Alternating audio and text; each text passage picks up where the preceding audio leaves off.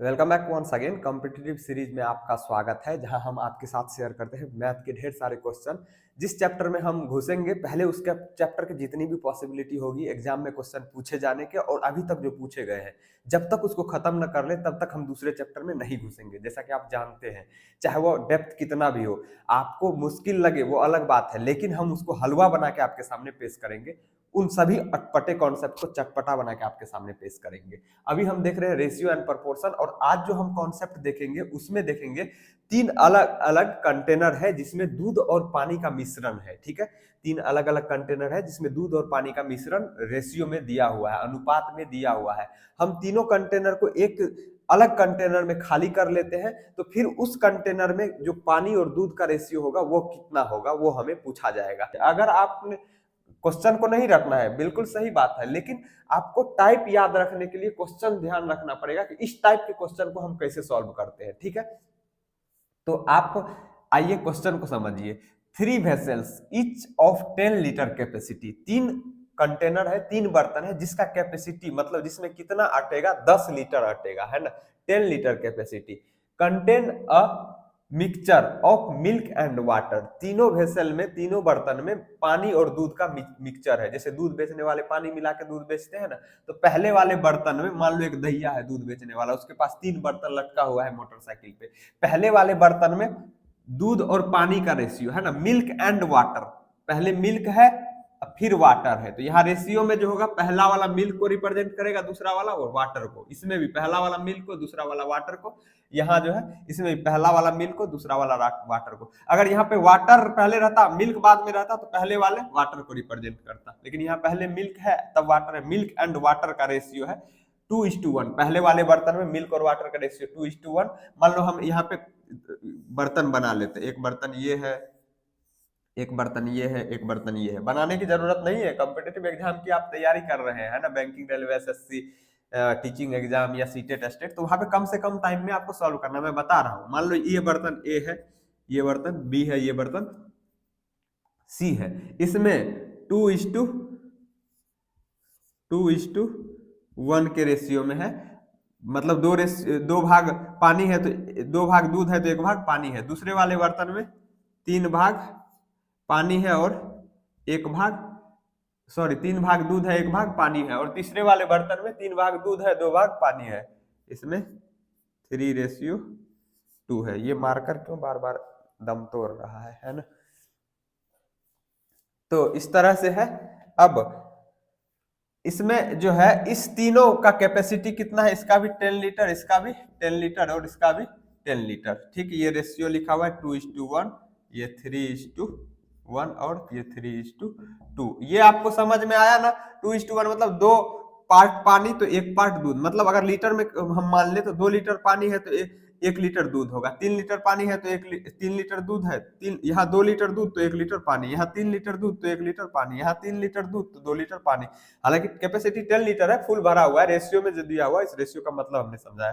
Total जितना होगा उसका 2 हिस्सा दूध, 1 हिस्सा पानी। यहाँ टोटल 10 लीटर में 3 हिस्सा कितना होगा, दूध, 1 हिस्सा पानी। यहाँ 3 हिस्सा दूध, 2 हिस्सा पानी। ठीक है, अब इन तीनों को एक बड़े कंटेनर में खाली कर लिया गया। ठीक है, और खाली करने के बाद पूछा जा रहा है कि इसमें तो सब मिक्स हो गया, अब इसमें दूध और पानी का रेशियो पूछा जा रहा है, तो कैसे करेंगे। ठीक है, पहले हम मिल्क और वाटर का रेशियो है ना, तो यहाँ पे मिल्क और वाटर लिख लिए। कंटेनर ए में पहले बर्तन में कितना है, 2:1, मिल्क का 2 हिस्सा तो पानी का 1 हिस्सा, ये बर्तन ए में है। दूसरे बर्तन में कितना है, मिल्क का 3 हिस्सा, मतलब मिल्क का 3 हिस्सा तो पानी का 1 हिस्सा। ठीक है, ये बी बर्तन में है। और तीसरे बर्तन में क्या है, मिल्क का 3 हिस्सा, पानी का 2 हिस्सा, मिल्क का 3 हिस्सा, पानी का 2 हिस्सा, ये सी वाले में। इस तीनों को खाली कर लिया गया एक डी बर्तन में, है ना।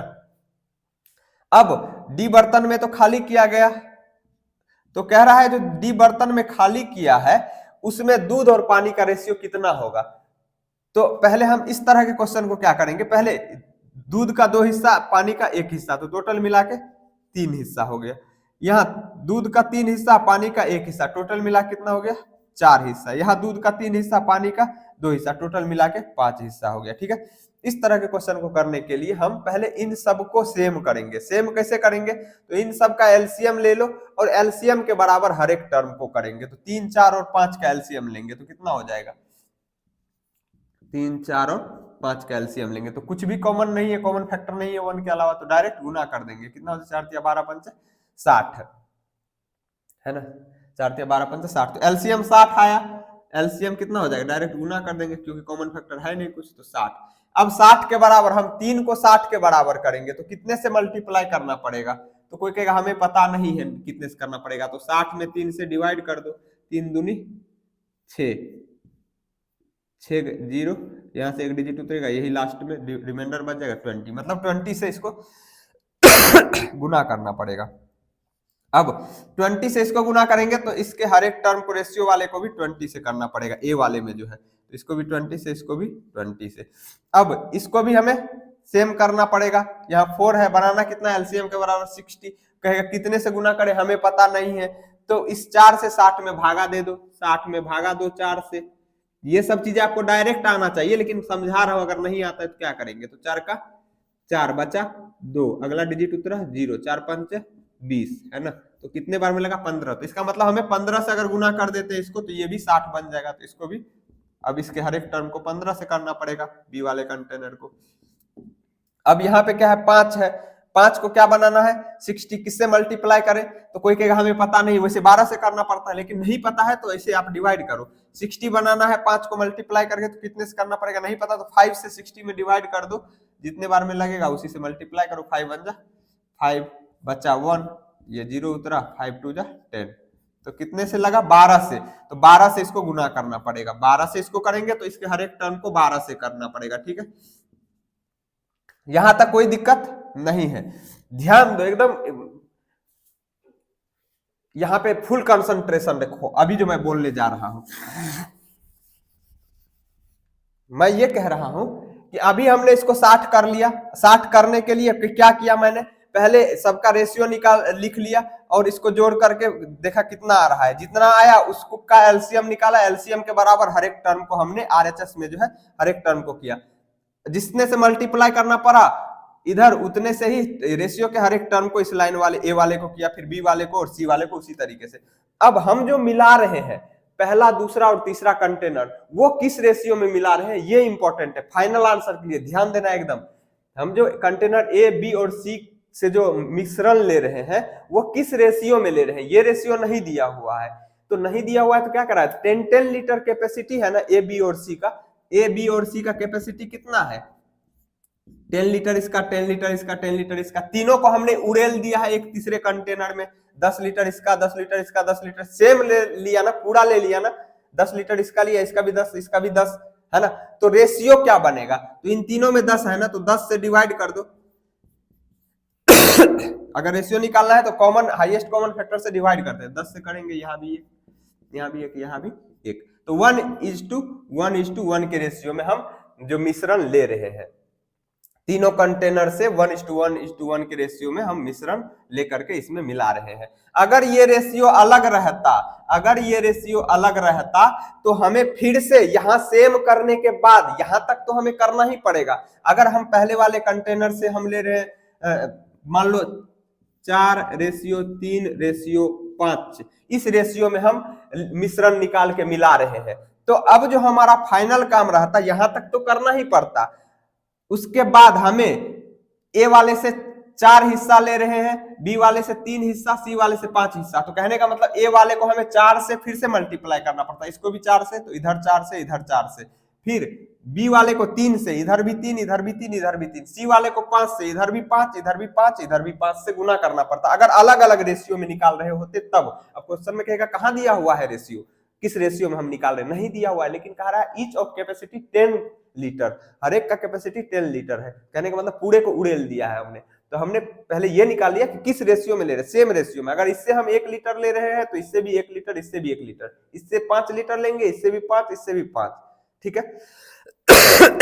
अगर सेम रेशियो में ले रहे हैं तो कहने का मतलब इसको भी 1 से गुना करें, इसको भी 1 से करें, इसको भी 1 से करें, कोई फर्क नहीं पड़ना है, तो वही हमारा आंसर हो जाएगा यहाँ पे। अब इसको क्या करेंगे, 20 दूनी 40, 40 प्लस यहाँ पे 15 तिया 45 है ना, और यहाँ पे 12 तिया 36 जोड़ 36। मिल्क का हिस्सा आ गया इतना, और वाटर का हिस्सा कितना होगा, 20 को 1 से गुना करेंगे 20, 15 को 1 से करेंगे जोड़ 15, 12 दूनी 24, ये हो जाएगा किसका हिस्सा, वाटर का हिस्सा। तो इसको जोड़ो कितना आ जाएगा, 40 40 80 5 85, 85 में 6 जोड़ेंगे 91, 91 में 30 जोड़ेंगे तो कितना आ जाएगा 121। तो 121 हो गया मिल्क का हिस्सा, और वाटर का हिस्सा कितना हो जाएगा, इसको जोड़ो 20 20 40 4 44 5 49 49 10 59, तो 59। तो जो कंटेनर डी होगा मतलब नया वाला कंटेनर, उसमें हो जाएगा 121 रेशियो 59। ये रेशियो किसका है, मिल्क और वाटर का। तो इसमें ऑप्शन क्या दिया हुआ है हमारा, ये वाला ऑप्शन, जो नया कंटेनर जिसमें हमने उड़ेला है इन तीनों को, उसमें मिल्क और वाटर का रेशियो हो जाएगा 121 रेशियो 59, ठीक है, 121 रेशियो 59। तो आपको यहां तक समझ में आ गया ना। अगर यहाँ पे सेम रेशियो में नहीं मिक्स होता, अगर 1:1:1 के रेशियो में नहीं मिक्स होता, ध्यान से सुनो यार, एक ही क्वेश्चन में कई कॉन्सेप्ट है, तब क्या करते, यहां तक तो हमें सेम करना ही पड़ता इसको, लेकिन इसके बाद हमें देखना होता कि जिस रेशियो में हम मिला रहे हैं वहां पे लिखा रहता कि हम जो मिक्स कर रहे हैं किस रेशियो में मिक्स कर रहे हैं, मतलब कंटेनर ए से कितना पार्ट ले रहे हैं, कंटेनर बी से कितना और कंटेनर सी से कितना, उस रेशियो में फिर हमें इसको कन्वर्ट करना होता। तो उसके लिए क्या करते, यहां तक तो सेम करना ही पड़ता, इसको भी 60 इसको भी 60 इसको भी 60, उसके बाद इसको 4 से करते, इसको 3 से करते, इसको 5